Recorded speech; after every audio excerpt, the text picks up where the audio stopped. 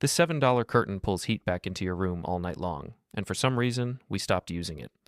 If you've ever walked past your window on a cold night and felt that invisible wall of chill radiating off the glass, you already know the problem. Your heating system is fighting a losing battle. And the biggest hole in your defenses isn't your walls, your ceiling, or even your front door.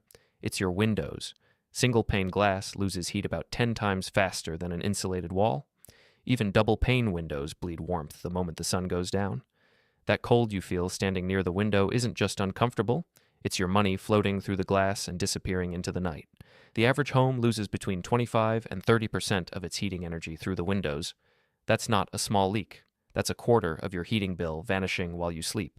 And the colder it gets outside, the faster that heat escapes. You've probably tried weather stripping.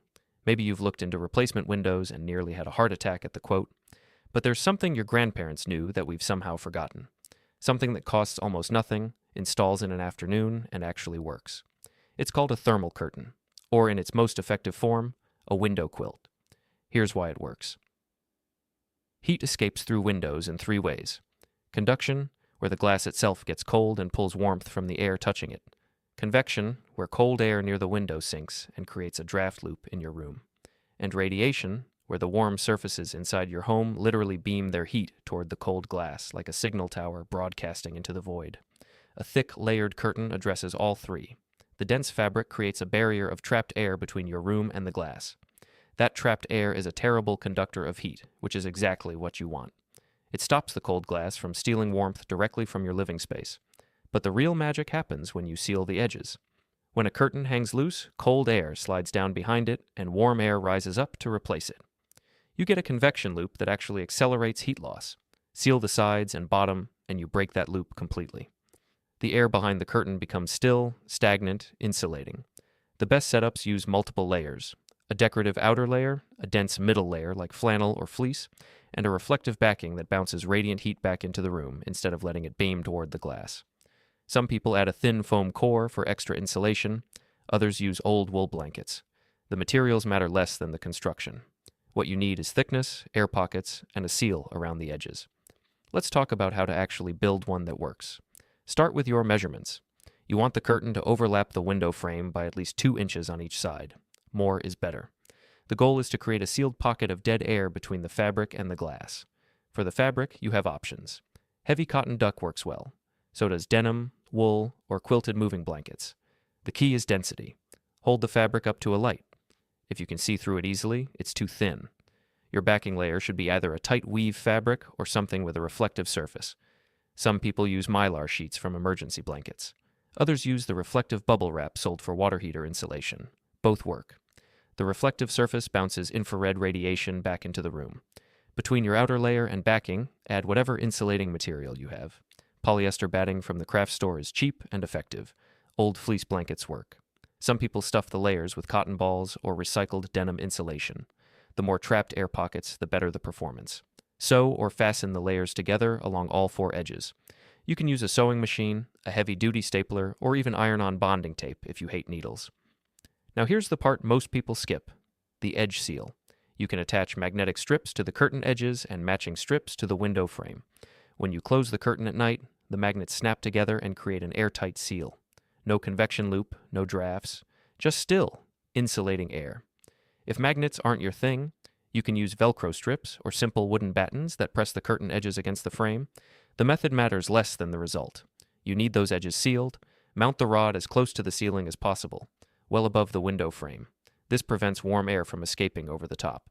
And let the curtain fall all the way to the floor or windowsill with no gap at the bottom.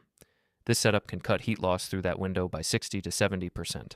On the coldest nights, that's the difference between a freezing bedroom and one that actually holds its warmth until morning.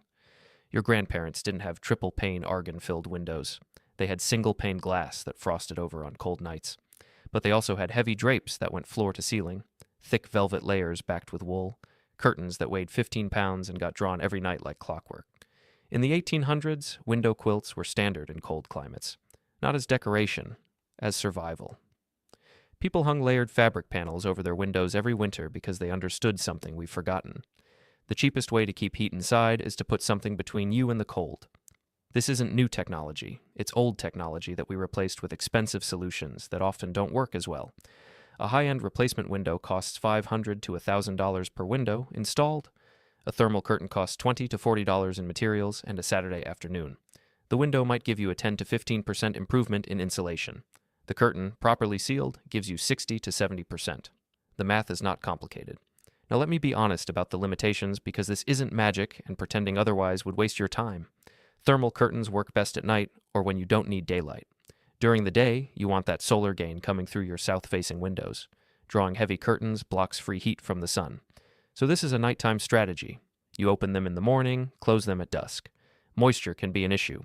The cold glass behind the curtain will still reach dew point on humid nights. You might see condensation or even frost on the window itself.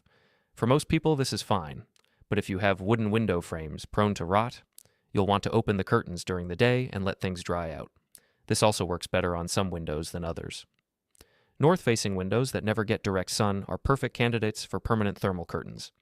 South-facing windows need the flexibility to open during sunny winter days. And finally, this doesn't fix air leaks. If your window frame has gaps where cold air actually blows through, the curtain helps but doesn't solve the underlying problem. Seal those gaps first with caulk or weather stripping, then add the curtain. Here's what it comes down to. You're losing a quarter of your heating through your windows.